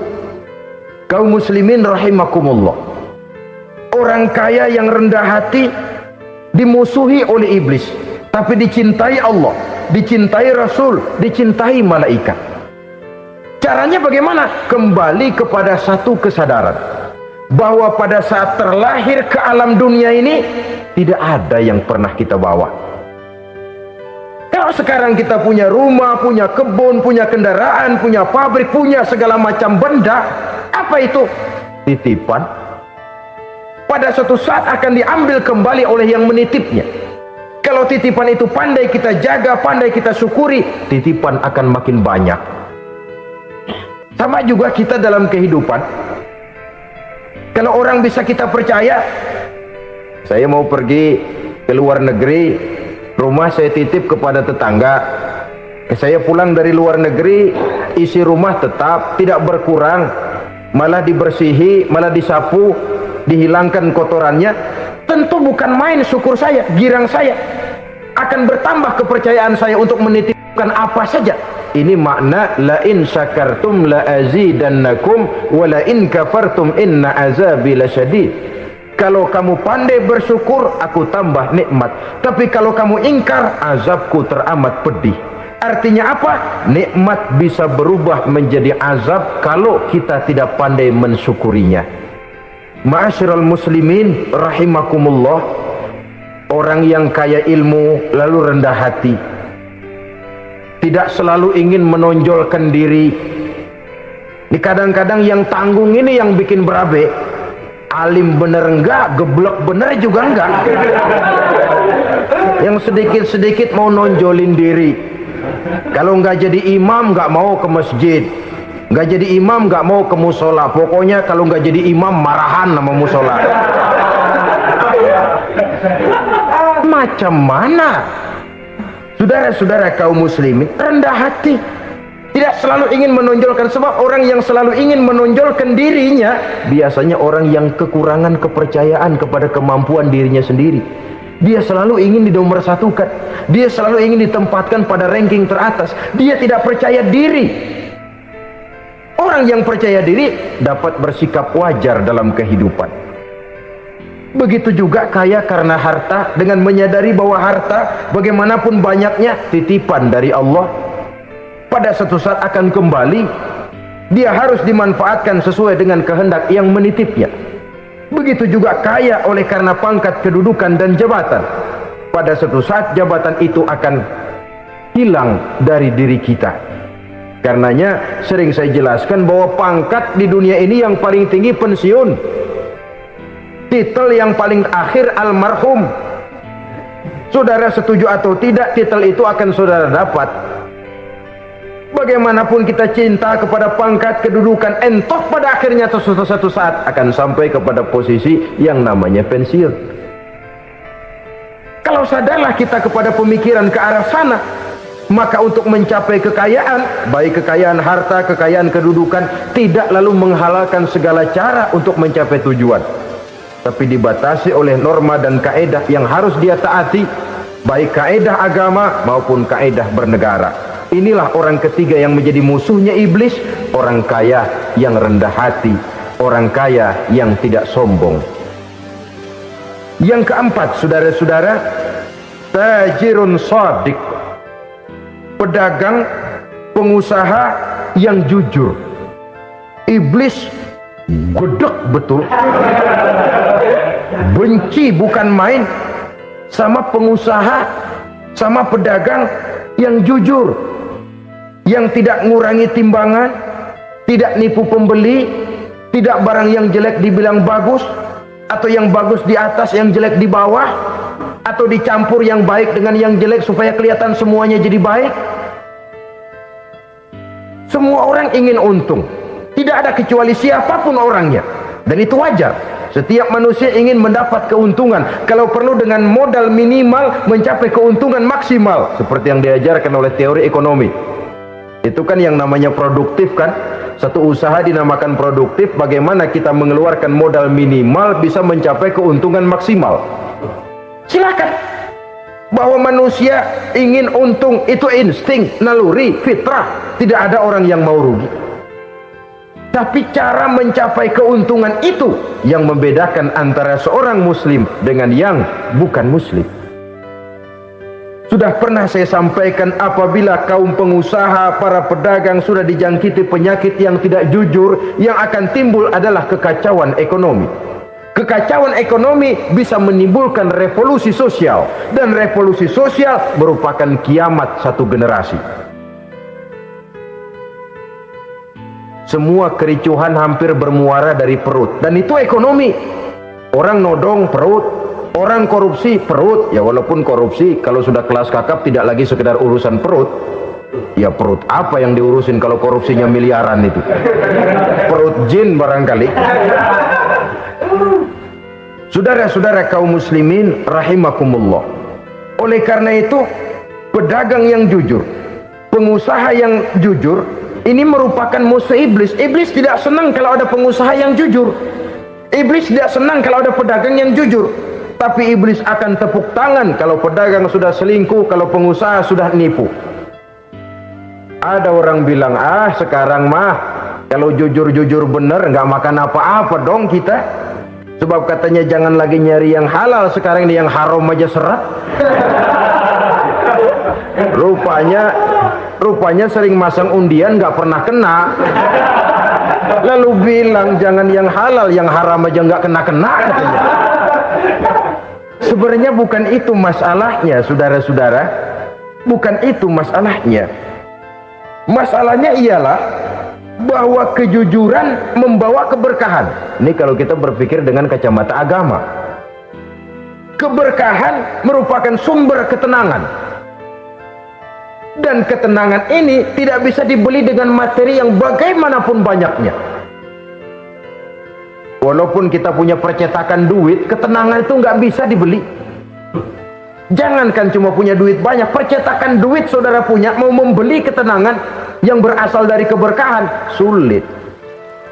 Jadi kejujuran membawa keberkahan, keberkahan membawa ketenangan. Jangan macam dulu tukang sol sepatu, ditanya oleh temannya, bang ngesol satu hari dapat berapa? 200 rupiah. Sembayang nggak? Enggak. Islam kalau Islam kata temannya, sembayang dah, kali aja besok dapat rezeki lebih banyak. Yang benar, iya, sebab kalau orang sholat itu Allah dekat, nanti rezekinya ditambah. Beneran? Bener. Subuh sembayang dia, habis sembayang sarapan berangkat ke tempat dia ngesol, mangkal. Dari pagi sampai jam 11 belum ada juga yang ngesol. Mulai bimbang hatinya. Katanya kalau sembayang rezeki tambah, tadi sembayang subuh sampai gini hari belum ada yang ngesol. Cobaan kali, sabar. Datang sholat zohor, habis zohor nunggu lagi, belum juga ada yang datang ngesol. Udah mau pulang hampir maghrib, baru datang satu orang dandanin sendal jepit putih.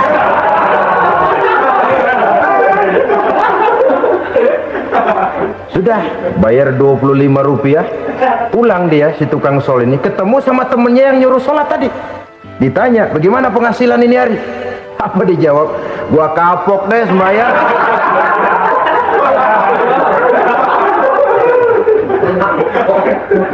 Kemarin nggak sembahyang dapat 200, sekarang begitu sembahyang jigo.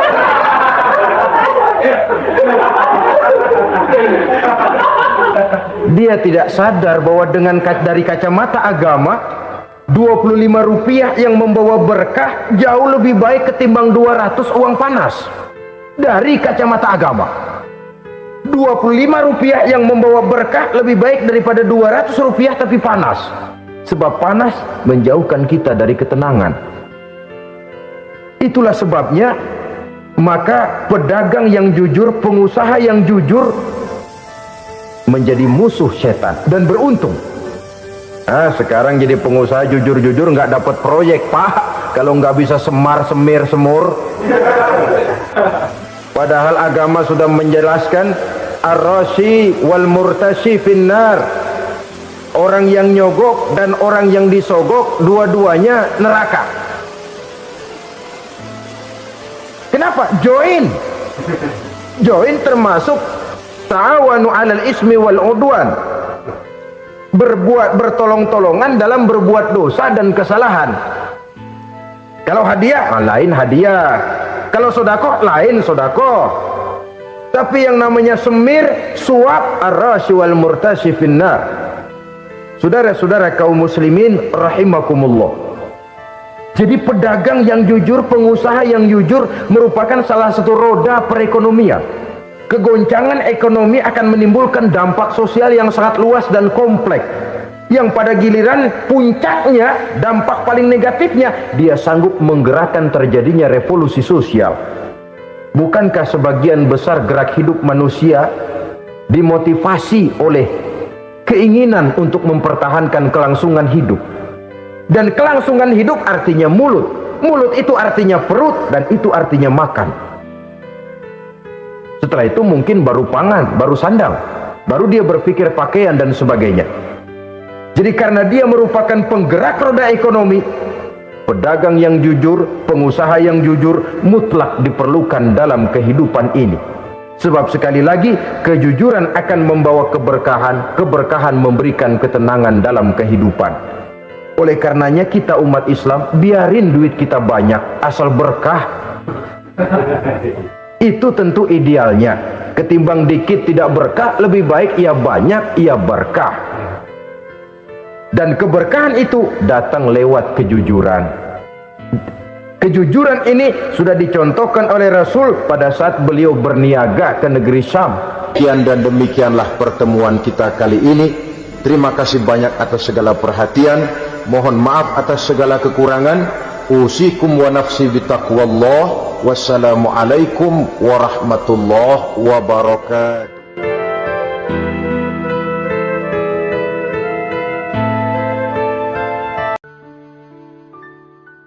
Assalamualaikum warahmatullahi wabarakatuh. Guru kita Al-Habib Munzir Al-Musyawwar sudah menjelaskan tentang amar ma'ruf nahi munkar. Pemimpin kita baginda Nabi besar Muhammad sallallahu alaihi wasallam adalah tokoh yang paling sukses dalam melaksanakan amar ma'ruf nahi munkar.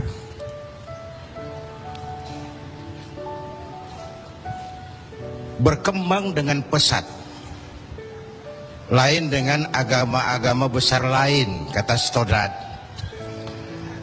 Agama Buddha punya raja Asoka, agama Persia punya raja Cyrus, bukan Cyrus Sinaga, Cyrus.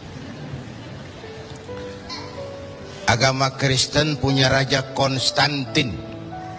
Mereka ini raja-raja besar dan berkuasa yang menunjang agama yang dianutnya dengan segala daya dan dana, dengan segala kekuatan dan kekuasaan. Lain dengan baginda Nabi. Beliau bukan raja, tidak anak penguasa, tidak pula orang kaya. Tapi amar ma'ruf yang dilaksanakannya berhasil menembus dinding Jazirah Arabia, mewarnai hampir 2/3 belahan bumi. Nah, saya mau ambil porsi apa landasan beliau dalam melaksanakan amar ma'ruf dan nahi munkar sebelum ke arah yang tadi sudah ditanyakan Saudara Agung. Pertama, landasannya adalah siddiq. Apa? Jujur. Sebab bagaimana orang mau amar ma'ruf nahi munkar kalau dia nggak punya kejujuran. Nabi kita itu lidahnya adalah hatinya, ucapannya adalah perbuatannya, perintahnya dia berwibawa, ajakannya diikuti karena beliau pelaksana pertamanya. Keteladanan. Kalau kita gimana mau berhasil amar ma'ruf? Cuma teriak, saudara-saudara, sedekah, sedekah. Yang teriak buntut gasiran, mbahnya pelit. Jujur. Kata orang tua Melayu gini, wahai saudara, adik dan kakak, peganglah jujur, jangan durhaka. Jauhi bohong, haramkan dusta, supaya hidup tidak ternista. Asik kan? Asik kan? Jauhi bohong, haramkan dusta, supaya hidup tidak ternista. Orang bisnis, modal paling penting adalah kepercayaan. Coba saudara punya kapital miliaran, kalau nggak dipercaya orang, ada nggak yang mau ngasih proyek? Ada nggak? Ada nggak? Nyaut. Modal utama dalam bisnis kepercayaan. Modal utama dalam memimpin kepercayaan. Modal utama dalam seluruh gerak hidup kita kepercayaan. Oh, kalau hidup udah dipercaya, Bu, biar duit banyak juga enak rasanya. Bener. Kalau sudah dipercaya, walaupun duit banyak enak rasanya.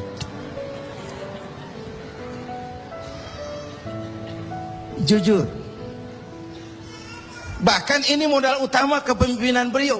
Bukan S3, enggak profesor, doktor, enggak, Al-Amin.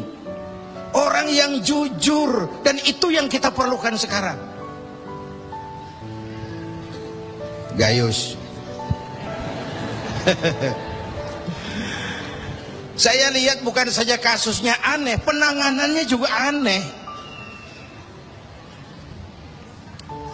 Orang sekali bergayus bisa ngobok-ngobok semuanya. Sekarang banyak yang telinganya pada merah, matanya pada pedas. Begitu dia nyanyi, bagaimana dia merambah kepolisian, merambah kejaksaan, merambah kehakiman. Lalu penanganannya juga aneh. Kayaknya mau terfokus kepada kasus gayusnya, padahal yang terbesarnya adalah mafia hukum dan mafia pajak. Kan itu soal yang paling besar ini. Kita perlu jujur, jangan ada dusta di antara kita.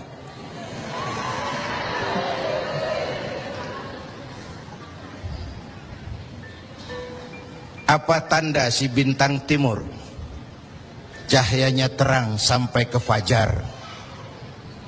Apa tanda orang yang jujur? Hatinya mulia, ucapnya benar.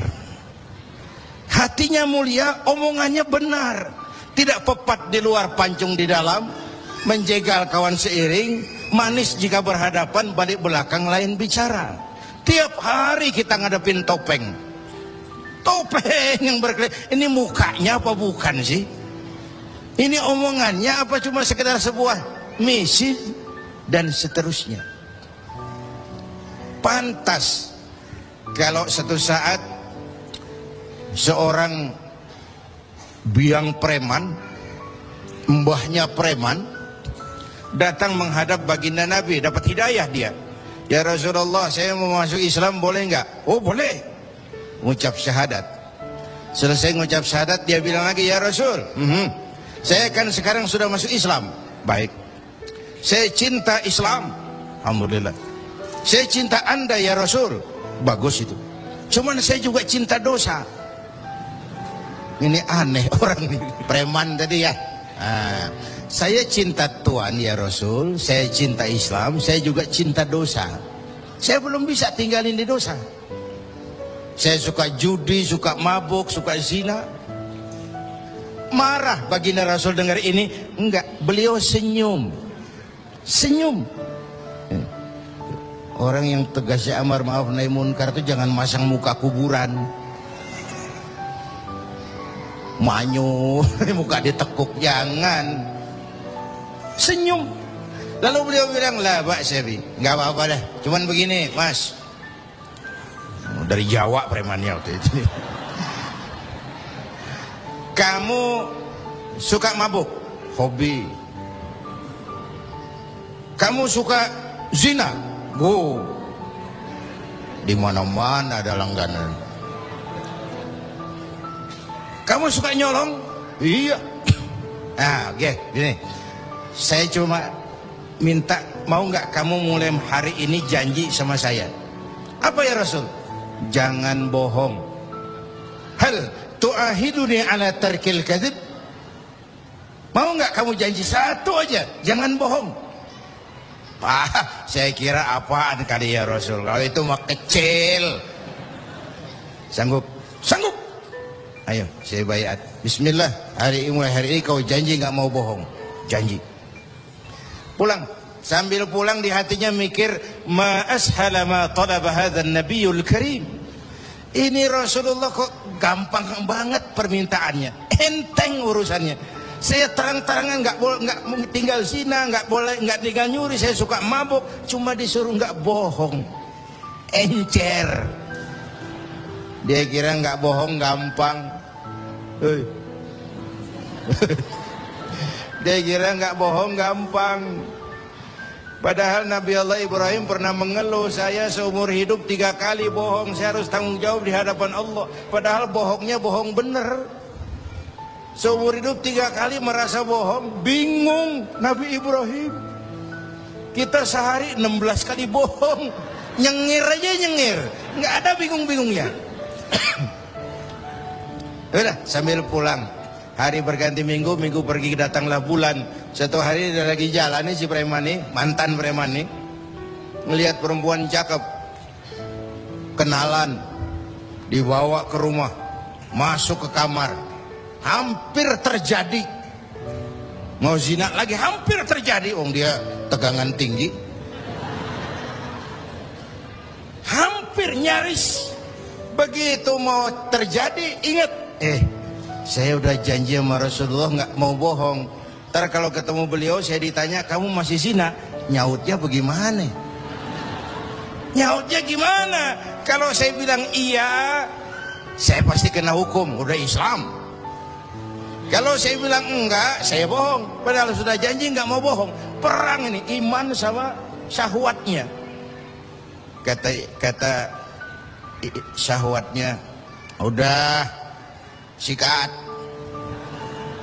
Kata imannya, pikirin dulu, lu udah janji lo. Perang. Akhirnya imannya menang. Dia bilang sama tuh perempuan, Mbak Yuk, Mbak Yuk, non sewu Mbak Yuk, nggak jadi. Loh, nggak jadi piye tuh Mas? Ya wis pokoknya nggak jadi. Selamat dari zina. Lain hari mau mencuri, sudah madda yadahu, tangannya udah dijulurin. Ingat lagi, ntar kalau ketemu Nabi ditanya, lo masih nyolong nggak? Gimana nyautnya? Tiap kali mau berbuat jahat, tiap ingat janjinya. Tiap ingat janjinya, terhindar dari perbuatan jahat. Paling akhir dia datang menghadap Nabi, ya Rasul, apa? Sadaqta ya Rasul, Anda benar ya Rasul. Kenapa? Yang Anda minta atuk, kedengarannya enteng, cuman pongkolnya. Saya nggak bekutik ya Rasul. Lihat pengaruh jujur dalam hidup. Kiai, mohon maaf kalau saya potong jawaban jujur Kiai ini. Nah, bagaimana dengan sifat dari hakim-hakim kita dalam memutuskan ini, Kiai? Ya, kita berharap mudah-mudahan mereka jujur. Perkara apa ini harapan hampa itu soal nanti lah. Yang penting kita berharap mereka jujur dan mempunyai rasa keadilan. Bapak Ibu hadirin yang saya hormati, ini satu, dasar amar ma'ruf tuh jujur. Yang kedua tabligh, menyampaikan ini pun nggak gampang. Satu saat beliau lagi dakwah di kalangan elit, datang orang buta nyebarin agama, nanyain agama, agak masam, muka beliau agak berpaling. Turun ayat abasa wa tawalla an ja'ahul a'ma. Ya. Ayat yang saya sampaikan tadi, Allah mengkritik kepada baginda Nabi. Mengapa kau agak masam ketika datang orang buta minta diajarkan agama? Ayat ini disampaikan juga oleh Nabi kepada para sahabat. Ini loh, ayat ini barusan turun mengkritisi saya. Jadi memang yang orang hidup yang baik itu jangan alergi sama kritik. Tapi yang kritik pun jangan asal ngomong. Ya. Orang jangan alergi sama yang namanya kritik, karena kritik itu yang sering membuat kita berpikir. Dikritik yang membuat kita dewasa, dikritik yang membuat kita jadi bijaksana. Pujian sering jadi racun. Walaupun sementara kita senang, ibu cantik loh bu, mekar hidungnya, tapi itu sering jadi racun. Kritik yang membuat kita berpikir, kritik yang membuat kita dewasa, kritik yang membuat kita jadi bijak. Tapi yang ngeritik pun jangan asal ngejeblos. Saudara hadirin yang saya hormati, kita nggak bisa ngukur baju kita pakai badan orang lain. Ini tolong, ini bahasa bersayap. Jangan ngukur baju kita pakai badan orang lain, nggak sedang, ya. Nggak sedang. Orang sering berada dalam sebuah situasi yang tidak semudah kita. Makanya Luqmanul Hakim pernah bilang sama anaknya, "Nak, kita nih kalau nggak punya prinsip bakal serba salah." "Kok gitu Pak?" "Ayo kita buktiin." Luqman keluar sama anaknya bawa seekor keledai kecil, dituntun berdua. Lewat di tengah orang pada ngomong, "Anak sama bapak sama gobloknya. Bawa keledai bukan ditaikin, dituntun. Tolol." Nah, kamu dengar nak? Iya, sekali kita salah.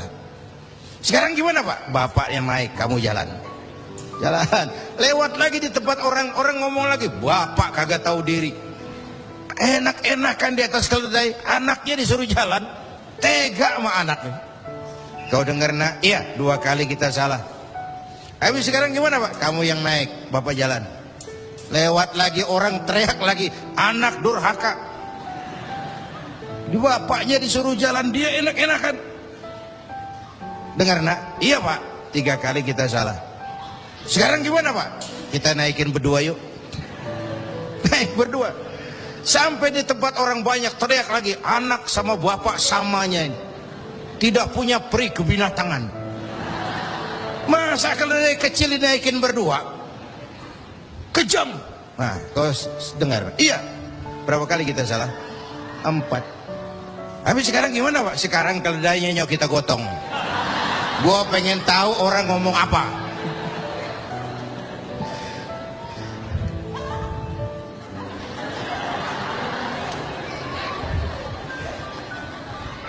Begitulah Bapak Ibu hadirin, tanpa sebuah prinsip kita sering terombang-ambing.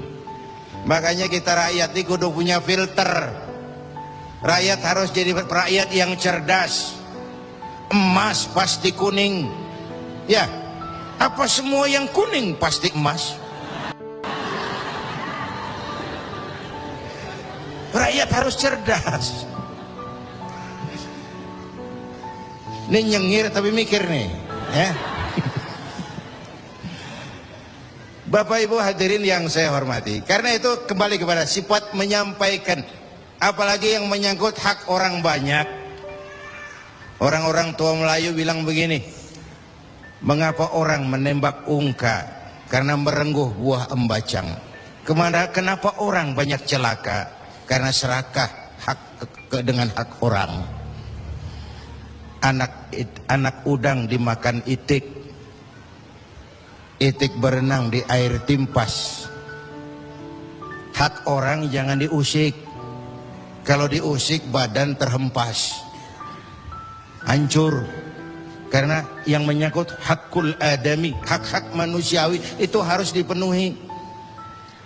Tabligh menyampaikan. Ini kan kadang-kadang dari atasnya bagus, di tengah jalan banyak tukang sunat. Turun ke tingkat menengah, ini jalur birokrasi, sunatin. Turun lagi ke bawahnya, sunatin. Turun ke gubernur, sunatin. Turun ke wali kota, sunatin. Turun ke camat, sunatin. Sampai ke rakyat, ujungnya doang dikit bener. Kebanyakan tukang sunat di negeri kita. Belum lagi kerja mubazir. Itu ada pepatah orang Melayu bilang begini, wahai kawan, banyaklah zikir, mengingat Allah, janganlah mungkir. Wahai kawan, banyak berzikir, mengingat Allah, janganlah mungkir. Hindarkan semua kerja mubazir supaya hidup tidak terisolir. Kerja mubazir itu kayak apa? Kayaknya kenal Ja'ronah. Pernah dengar nama itu? 6 km di luar Mekah itu ada Masjid Ja'ronah, tempat kita ngambil mikot ihram kalau mau umrah. Ja'ronah itu perempuan lugu, ya tipis-tipis sama bego dah. Bego tahu bego? Minum es ditiup, nah tuh bego tuh. Dia kira ngebul panas. Ini Ja'ronah kalau malam nenun kain, siang dia rusakin lagi. Supaya apa? Supaya malam punya kerjaan, nenun lagi. Siang dia rusakin lagi, malam dia tenun lagi. Allah sindir kita dengan peristiwa itu, wala takunu kallati naqadat ghadlaha min ba'di quwwatin ankatha. Jangan kamu seperti perempuan lugu itu yang kalau malam nenun kain, siang dia rusak lagi. Malam dia tenun lagi, siang dia rusak lagi. Jalanan udah bener-bener dipaculin. Supaya apa? Besok punya kerjaan dananin jalanan. Berapa banyak proyek Ja'ronah di Indonesia ini? Tahsilul hasil, mengerjakan yang udah beres. Kan kerja mubazir itu. Bapak Ibu hadirin yang saya hormati, ini soal tabligh.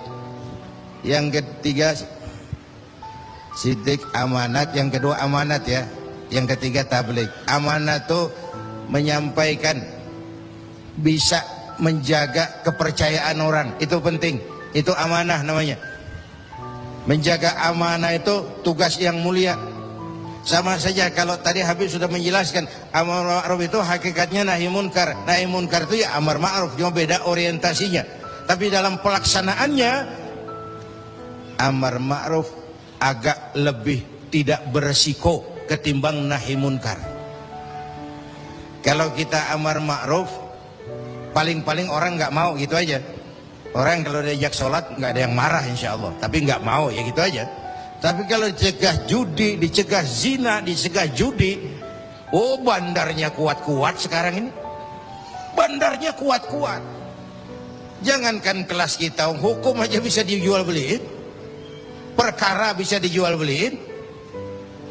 Tempo hari saya bilang, rakyat kecil kalau mau laporan kehilangan ayam itu kudu jual kambing. Harga laporannya mahal. Nanti berperkara kepengen menang mesti jual sapi. Cuma mau ngurus ayam hilang, kambing hilang, sapi lengit. Itu kadang-kadang ya kita nggak bisa, karena selalu ada permainan dan itu proses. Salah siapa? Ayo kita perbaiki sama-sama. Ini negara-negara kita. Kemerdekaan ditebus dengan keringat, air mata, darah dan nyawa orang-orang tua kita. Membangun negara ini kita biayai dengan uang kita rame-rame. Kita yang bayar pajak listrik, pajak mobil, PBB, uangnya dikumpulin bangun negeri ini. Saya ikut bayar pajak. Karena saya tidak rela kalau uang pajak itu digunakan cuma untuk studi banding atas nama jalan-jalan.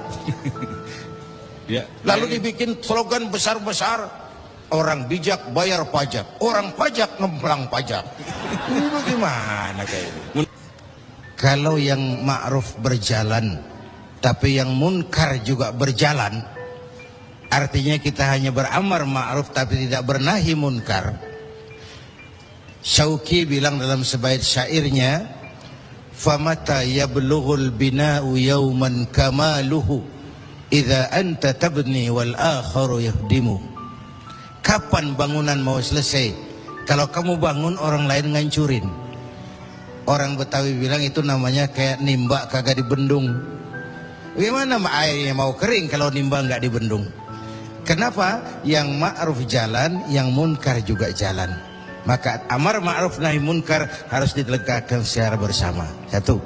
Yang kedua, saya sepakat dengan guru kita Habib Munzir bahwa amar ma'ruf nahi munkar sesuai dengan bidang dan keahlian kita masing-masing.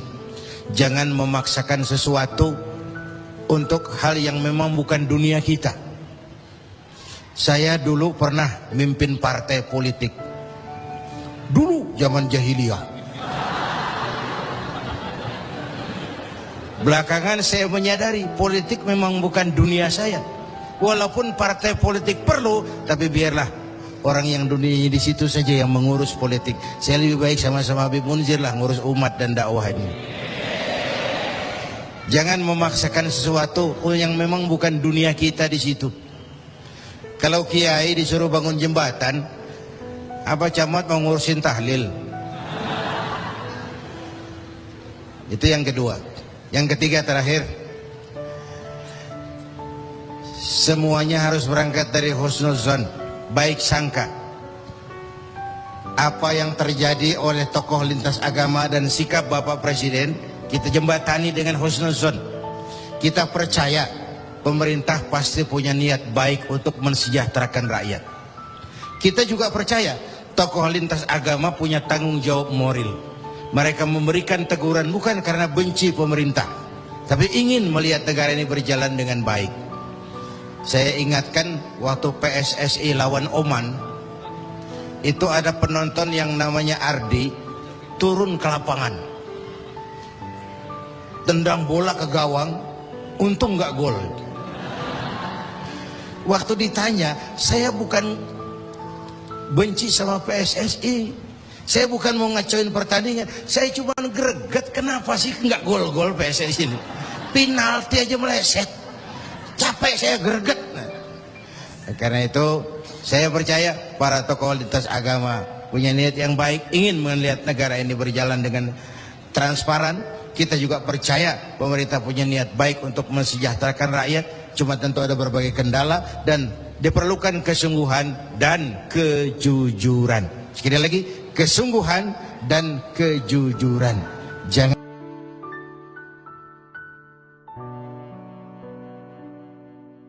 Alhamdulillah, semoga ceramah ini menjadi pengingat dan sumber keberkahan bagi kita semua. Dukung terus dakwah ini dengan subscribe, like, dan share channel ngaji di Teras Online. Wassalamualaikum warahmatullahi wabarakatuh.